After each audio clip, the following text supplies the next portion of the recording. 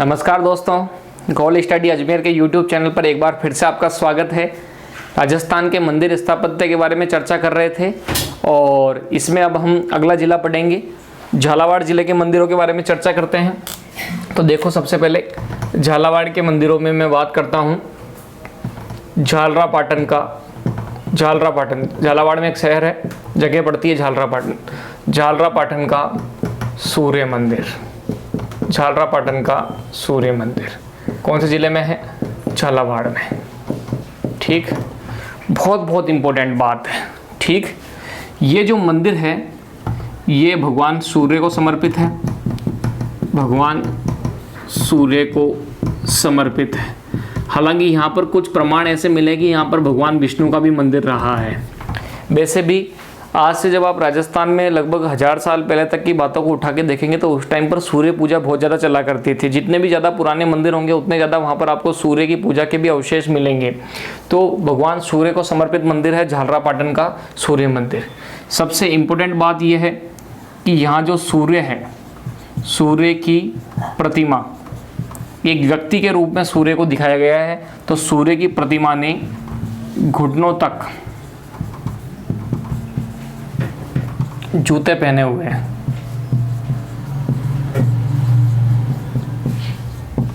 सूर्य की प्रतिमा ने कहाँ तक जूते पहने हुए हैं? घुटनों तक। इंपॉर्टेंट है कि वो मंदिर कौन सा जहाँ पर सूर्य ने जूते पहन रखे हैं, और जूते भी कहाँ तक? घुटनों तक। इतने बड़े बड़े जूते हैं यहाँ पर सूर्य के। कहाँ पर? झालरापाटन के सूर्य मंदिर में। और कहाँ पड़ता है ये? झालरापाटन झालावाड़ में। किसको समर्पित है? भगवान सूर्य को समर्पित है। बहुत इंपॉर्टेंट फैक्ट कि इस सूर्य मंदिर को 7 सहेलियों का मंदिर भी कहते हैं। इंपॉर्टेंट सवाल है, ये भी आता है बार बार कि 7 सहेलियों का मंदिर किसको कहते हैं? झालरापाटन झालावाड़ का जो सूर्य मंदिर है इसको 7 सहेलियों का मंदिर भी कहा जाता है। और इसके अलावा एक और फैक्ट जो है इस मंदिर का, 7 सहेलियों का मंदिर तो हो ही गया है, ठीक है।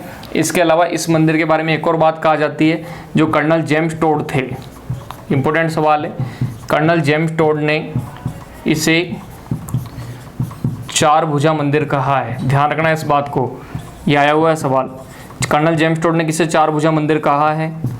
तो ये कहा है झालरापाटन के सूर्य मंदिर को। कहाँ पड़ता है मंदिर? झालावाड़ में। सूर्य ने घुटनों तक क्या पहने हुए हैं? जूते पहने हुए हैं। इसको 7 सहेलियों का मंदिर भी कहते हैं। एक और उपनाम है इस मंदिर का, इसको पद्मनाथ मंदिर भी कहते हैं। इतना भी अगर आपको याद है ना इस मंदिर से जुड़ी हुई जानकारी तो बहुत है कि सूर्य को समर्पित, सूर्य ने घुटनों तक जूते पहन रखे, 7 सहेलियों का मंदिर भी कहते हैं, पद्मनाथ मंदिर भी इसको अपन कहते हैं। और जेम्स टोड ने से कौन सा मंदिर कहा है? 4 भुजा मंदिर का है। लीजिए आप इसका स्क्रीनशॉट ले लिया होगा, स्क्रीनशॉट।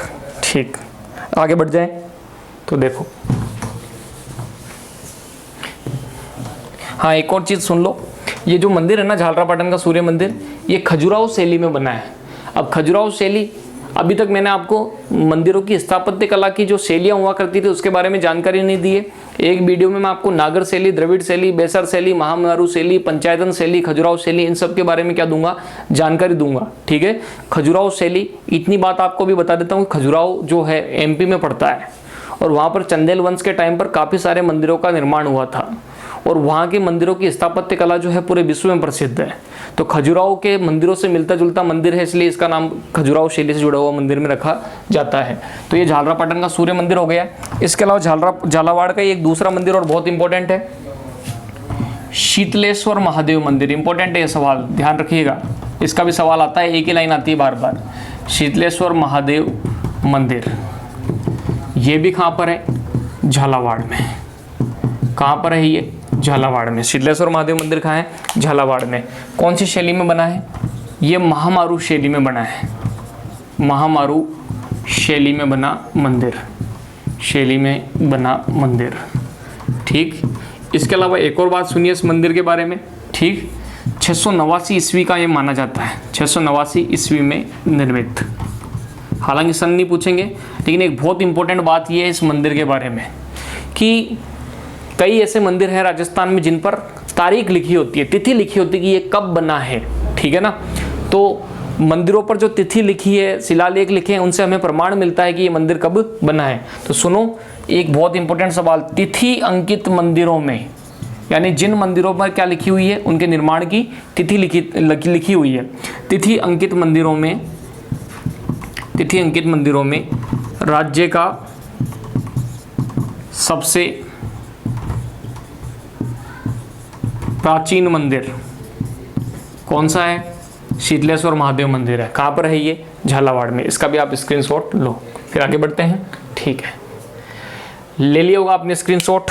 ठीक है, यहाँ पर अर्धनारीश्वर प्रतिमा है भगवान शिव की। आधा रूप नारी का है, आधा रूप पुरुष का है। अब देखो आगे, ये तो हो गया आपके झालावाड़ के मंदिर। ठीक है, अब आगे हम पढ़ रहे हैं चूरू के मंदिर। कहाँ के मंदिर? चूरू जिले के मंदिर। झालावाड़ जिले के मंदिर ये दो ही मेन इंपॉर्टेंट है। अब आ रहा है चूरू के मंदिर। कहाँ के मंदिर है? चूरू। चूरू जिला जो है शेखावटी क्षेत्र में आता है। ठीक है, तो अब सुनो, इसमें सबसे पहले आपको बता दूं, बहुत फेमस है, नाम सुना होगा, सालासर बालाजी। सालासर बालाजी धाम। कहाँ पर? एक गांव है सालासर, वहाँ पड़ता है चूरू के अंदर ये मंदिर। बहुत इंपॉर्टेंट है। किसका मंदिर है ये? हनुमान जी का मंदिर है। तो सुनो सालासर बालाजी धाम चूरू के बारे में। ठीक है, तो हाँ, एक चीज़ सुनो, इस मंदिर के जो निर्माता हैं इनका नाम हमें थोड़ा सा ध्यान रखना है कि एक बार कोई मोहनदास नाम के बाबा थे, किसान थे। इनको यहाँ पर बालाजी की प्रतिमा खेत में मिली थी। बाद में उन्होंने उसको मंदिर के रूप में स्थापित करवाया और उनकी समाधि भी यहीं पर है। तो बाबा मोहनदास जो हैं इसके क्या माने जाते हैं? निर्माता माने जाते हैं सालासर बालाजी मंदिर के। और इसके अलावा एक और बात यह कि सालासर बालाजी जो हैं इनके केवल शीश की पूजा होती है। आपने खूब बार फोटो देखी होगी, सिंहासन पर शीश को बिठाया हुआ हनुमान जी के, शीश की पूजा होती है। ध्यान रखना, इंपॉर्टेंट है। सालासर बालाजी के शीश की क्या होती है? पूजा होती है। ठीक है, यानी धड़ नहीं है यहाँ पर बालाजी के। धड़ मतलब नीचे का शरीर, गर्दन को छोड़ के। ठीक है, इसके अलावा और सुनो आप, ठीक है ना, ये जो सालासर बालाजी इनके दाढ़ी मूंछ नहीं है, ये दाढ़ी मूंछ है, सॉरी। बालाजी जो होते हैं उनके दाढ़ी मूंछ आपको प्रतिमा में नहीं देखने को मिलते हैं, लेकिन यहाँ पर दाढ़ी मूंछ वाले बालाजी हैं। ये कौन से बालाजी है? दाढ़ी मूंछ वाले बालाजी। इंपॉर्टेंट सवाल है, कौन से बालाजी हैं ये? दाढ़ी मूंछ वाले। इसके अलावा शीश की क्या होती है? पूजा। और इनका मेला, हालांकि पूर्णिमा पे बालाजी के यहाँ पर वैसे भी बहुत भीड़ रहती है। बाकी इसके अलावा एक तो चैत्र की पूर्णिमा, मैंने बताया कई बार बताता हूँ कि चैत्र की जो पूर्णिमा आती है उसको हनुमान जयंती भी आती है। ठीक है ना, तो चैत्र की पूर्णिमा, बैसाख पूर्णिमा, बैसाख पूर्णिमा, भाद्रपद पूर्णिमा, आश्विन पूर्णिमा, इन सभी पूर्णिमाओं को यहाँ पर विशेष रूप से मेले आयोजित होते हैं। तो हमें क्या रखना है? ये ध्यान रखना है। ये सालासर बालाजी चूरू के बारे में मैंने आपको बताया, इसका भी आप स्क्रीनशॉट लो। फिर आगे बढ़ते हैं। ठीक है, ले लिया होगा स्क्रीनशॉट। ठीक है, अब चूरू के जब अपन एक और मंदिर की बात करें तो अब अपन चूरू में पढ़ते हैं तिरुपति बालाजी का मंदिर। तिरुपति बालाजी मंदिर या तिरुपति धाम भारत के जो सबसे ज़्यादा कमाई वाले मंदिरों में शुमार है और भारत में जहाँ पर सबसे ज़्यादा चढ़ावा आता है और बहुत पैसे वाला ट्रस्ट माना जाता है तिरुपति बालाजी मंदिर। साउथ इंडिया के अंदर आंध्र प्रदेश के इलाके में तिरुमला नाम की जो पहाड़ी है उस पर तिरुपति बालाजी का मंदिर है। उसी मंदिर से प्रेरणा लेके सेम ऐसा का ऐसा एक मंदिर बनाया गया है, तिरुपति बालाजी मंदिर चूरू में। इंपॉर्टेंट मंदिर है, ध्यान रखने लायक है कि तिरुपति बालाजी मंदिर जो है राजस्थान में कहाँ पर है? चूरू में है। इसके अलावा इस मंदिर के जो निर्माता हैं वो एक सेठ थे जिनका नाम था सोहनलाल जानोदिया। क्या नाम था? सोहनलाल जानोदिया। और ये जो मंदिर है तिरुपति बालाजी का मंदिर, इस मंदिर में उत्तर भारत की निर्माण शैली, जैसे नागर शैली अपन भी कह देते हैं, उत्तर भारत की निर्माण शैली व दक्षिण भारत निर्माण शैली, उत्तर भारत निर्माण शैली व दक्षिण भारत निर्माण शैली का समन्वय देखने को मिलता है। ठीक है, इसके अलावा ज़्यादा खास नहीं पूछा जाएगा आपसे इस मंदिर के बारे में, तो इसका भी आप स्क्रीनशॉट ले लो पहले तिरुपति बालाजी मंदिर चूरू के बारे में। हाँ, एक और चीज़ मैं इसके बारे में बता देता हूँ आपको। यहाँ पर भगवान विष्णु जो है, भगवान विष्णु के 10 अवतारों के चित्र बने हैं। भगवान विष्णु के 10 अवतारों के चित्र बने हैं। देखो, वैसे भगवान विष्णु के 24 अवतार माने जाते हैं, लेकिन इनके जो मुख्य अवतार है वो कितने हैं? 10 हैं। ठीक है। हाँ तो ले लिया होगा स्क्रीनशॉट, ठीक है। बढ़ जाएं आगे, ठीक। तो ये हमने तिरुपति बालाजी के बारे में भी पढ़ लिया है, ठीक। अब चूरू में एक और मंदिर की बात करें तो चूरू में ददरेवा नाम की एक जगह पड़ती है। और जी हाँ, जब भी मैं ददरेवा का और गोगा मेडी का नाम आता है तो आपके दिमाग में एक लोक देवता आते होंगे जिनको हम गोगा जी कहते हैं। तो गोगा जी का मंदिर ददरेवा चूरू। अब सुनना सबसे बड़ी बात, अब जब गोगा जी का जिक्र आया है तो हम गोगा जी के बारे में अध्ययन करते हैं, ठीक है। अब सुनो सबसे पहले कि जो गोगा जी थे इनके पिता का नाम था जेवर जी और जो माता थी उनका नाम था बाछल। गोगा जी के जो पिता थे उनका नाम था जेवर जी या जुआर जी भी कह देते हैं, और माता कौन थी? बाछल थी। इंपॉर्टेंट सवाल, गोगा जी जो थे उनका वंश कौन सा था? देखो ये माता पिता तो हर किसी को याद होते हैं, ये वंश इंपॉर्टेंट है गोगा जी का, ये पूछने लायक सवाल है। नागवंशीय चौहान परिवार, नागवंशीय चौहान परिवार के थे कौन? गोगा जी, ठीक है। अब सुनो इसके अलावा सबसे बड़ी बात, अब आगे बढ़ते तो हम गोगा जी के उपनामों के बारे में चर्चा करते हैं, ठीक। तो जो गोगा जी के उपनाम हैं उनमें एक बहुत फेमस नाम आता है जाहर पीर। क्या नाम आता है? जाहर पीर। और ये बार बार सवाल आता है पेपर के अंदर। गोगा जी जो थे गायों के रक्षक थे, इसके अलावा सांपों के देवता भी माने जाते हैं, इनको नागराज का अवतार भी माना जाता है। तो गोगा जी ने जो है, महमूद गजनवी ने जब भारत पर आक्रमण किया था तो उसने जब युद्ध किया था, उसके साथ गोगा जी ने युद्ध किया था। तो जब गोगा जी महमूद गजनवी के साथ युद्ध कर रहे थे तो ऐसी स्थिति में गजनवी ने इनके पराक्रम को देखते ही एक शब्द बोला था कि ये तो जाहर पीर है। क्या है ये? जाहर पीर। और जाहर पीर का मतलब होता है साक्षात देवता। जाहर पीर का अर्थ क्या होता है? साक्षात देवता। तो गोगा जी को जाहर पीर किसने कहा? ये सवाल बार बार आता है, महमूद गजनवी ने। और जाहर पीर किसको बोलते हैं? गोगा जी को बोलते हैं, ठीक है। गोगा जी के मंदिरों पे भी लिखा होता है जाहर पीर गोगा जी, ठीक है। इनको एक और अपन क्या बोलते हैं? नागराज के अवतार। किसके अवतार माने जाते हैं? नागराज के अवतार माने जाते हैं। कौन? गोगा जी, ठीक है। अब सुनो, गोगा जी से जुड़ा हुआ स्थान की बात करें तो देखो, गोगा जी जो थे उनके मौसेरे चचेरे भाई थे, एक तो अर्जन या अर्जुन जिसको कह देते हैं, और एक सर्जन या सुरजन, ठीक है। इन दोनों से गोगा जी का क्या था? विवाद था। और इनसे जब भूमि का विवाद था और गायों को लेके भी विवाद था तो अर्जन और सर्जन से लड़ते हुए गोगा जी जो है वीर गति को प्राप्त हुए थे। और जब गोगा जी जो इन अर्जन और सर्जन से युद्ध कर रहे थे उस समय गोगा जी का शीश कट गया था, और गोगा जी का जो शीश था, ठीक है, वो ददरेवा में गिरा था। कहाँ गिरा था? ददरेवा चूरू में। गोगा जी का शीश कहाँ गिरा था? ददरेवा चूरू में, ठीक। और ददरेवा चूरू में ही गोगा जी का जन्म हुआ था। मैं बताना भूल गया, गोगा जी का जन्म स्थान कौन सा? ददरेवा चूरू।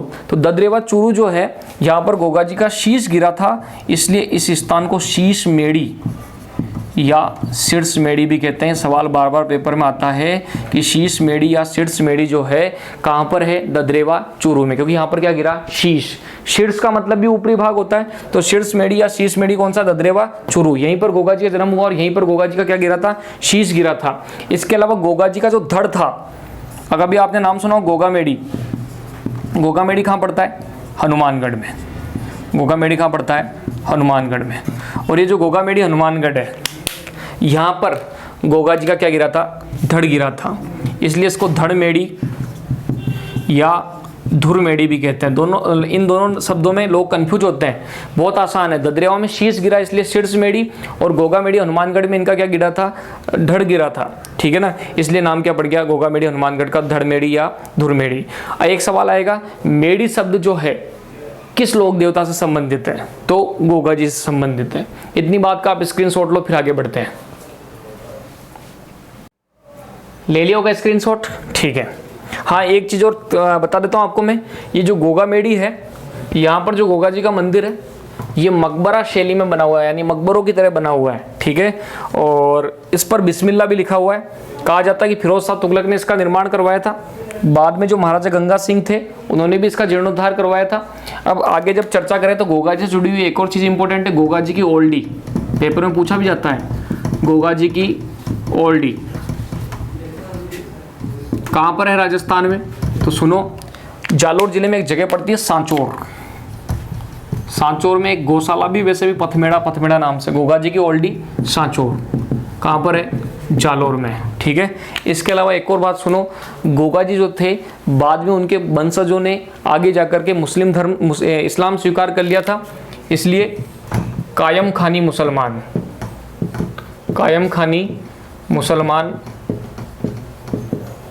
गोगा जी को स्वयं को गोगा जी का वंशज मानते हैं। कायम खानी मुसलमान जो है स्वयं को किसका वंशज मानते हैं? गोगा जी का वंशज मानते हैं। अब एक शब्द आता है गोगा राखड़ी। इंपॉर्टेंट सवाल है, किसान जब भी खेत में हल जोतता है तो उससे पहले अपने हल पर एक राखी बांधता है, एक डोरी बांधता है, उसमें 9 गांठ लगाता है। याद रखना, कितनी गांठ लगाता है? 9 गांठ। और उस 9 गांठ की जो राखी होती है या डोरा होता है उसको बोलते हैं गोगा राखड़ी। किसान द्वारा हल जोतने से पूर्व हल पर बांधी जाने वाली 9 गांठ की राखी क्या कहलाएगी? गोगा राखड़ी कहलाएगी। ठीक है, ध्यान रहेगी बात, गोगा राखड़ी। किसान द्वारा खेत में हल जोतने से पूर्व हल पर जो राखी बांधी जाती है उसमें कितनी गांठ होती है? 9 गांठ। उसको क्या बोलते हैं? गोगा राखड़ी। एक बहुत इंपॉर्टेंट सवाल, जब अपन वाद्य यंत्र करेंगे तब और चर्चा पढ़ेंगे। एक डेरू नामक वाद्य यंत्र होता है, आपने कभी देखा होगा। ये तो है डमरू। क्या है ये? डमरू। ऐसा ही होता है डमरू। ठीक है। डमरू का एक बड़ा रूप होता है इस तरीके से थोड़ा सा तिरछा बन गया है, एक बार वापस बनाते हैं। ये तो है डमरू। ठीक है। डमरू का बड़ा भाई मान लो, जिसको अपन क्या बोलते हैं? डेरू बोलते हैं। ये डेरू बड़ा होता है डमरू से, और डमरू में यहाँ पर जो है छोटे छोटे मनके भी होते हैं जिनको अपन हिलाते हैं तो डमरू बजता है। लेकिन डेरू में यहाँ पर कोई भी डोरी नहीं होती है, और डमरू का बड़ा रूप होता है डेरू। ठीक है ना। डेरू एक अवनत वाद्य यंत्र है। डेरू को ऐसे बैठ के हाथों की थाप से बजाया जाता है। तो डेरू वाद्य यंत्र का संबंध भी किससे है? गोगा जी से। तो गोगा जी के भक्तों द्वारा डेरू वाद्य यंत्र का प्रयोग होता है। इंपॉर्टेंट है, डेरू वाद्य यंत्र का प्रयोग जो है किस लोक देवता के भक्तों द्वारा होता है? गोगा जी के। तो गोगा जी के भक्तों द्वारा डेरू वाद्य यंत्र का क्या होता है? प्रयोग होता है। इसके अलावा एक और बात ये आती है, कभी आपने नाम सुना हो खेजड़ी वृक्ष? राजस्थान का राज्य वृक्ष जो है हमारा प्रोसेपिस सिनेरेरिया, जिसको अपन खेजड़ी भी कहते हैं। तो खेजड़ी जो है उसके नीचे माना जाता है कि गोगा जी का स्थान होता है। एक लाइन भी है, गांव गांव खेजड़ी और गांव गांव गोगो, यानी गांव गांव में जहाँ जहाँ खेजड़ी है उसके नीचे किसका स्थान है? गोगा जी का है। ठीक है। तो इतनी बात ध्यान रहेगी, इसका आप स्क्रीनशॉट लो, फिर आगे और बढ़ते हैं। ले लिया होगा स्क्रीनशॉट? ठीक है। अब एक आखिरी लाइन बता देता हूँ जो मैं भूल गया था शुरू में बताना, कि जो गोगा जी का मेला लगता है ना गोगा मेडी के अंदर और ददरेवा के अंदर, वो किस दिन लगता है? भाद्रपद कृष्ण नवमी। भाद्रपद कृष्ण नवमी, इसको अपन क्या बोलते हैं? गोगा नवमी। भादवे का महीना वैसे भी बड़ा महीना है। भादवे के महीने का जो संबंध है वो अधिकांश लोक देवताओं से जुड़ा हुआ है। भादवे के महीने में कई सारे लोक देवताओं के मेले भी आते हैं। भाद्रपद कृष्ण अष्टमी जनरली सबको याद होती है जन्माष्टमी। तो जन्माष्टमी को कृष्ण भगवान का जन्म आता है और उसके अगले दिन ही किसका है? गोगा जी के मेले लगते हैं। तो भाद्रपद कृष्ण नवमी, गोगा नवमी। ठीक है। तो इस वीडियो में हमने चूरू के मंदिरों के बारे में चर्चा करी, शॉर्टकट में पूरी जानकारी देने का मैंने प्रयास किया। अगले वीडियो में एक नए जिले के मंदिरों के साथ हाजिर होंगे। वीडियो को लाइक, शेयर और सब्सक्राइब अवश्य कीजिएगा। धन्यवाद।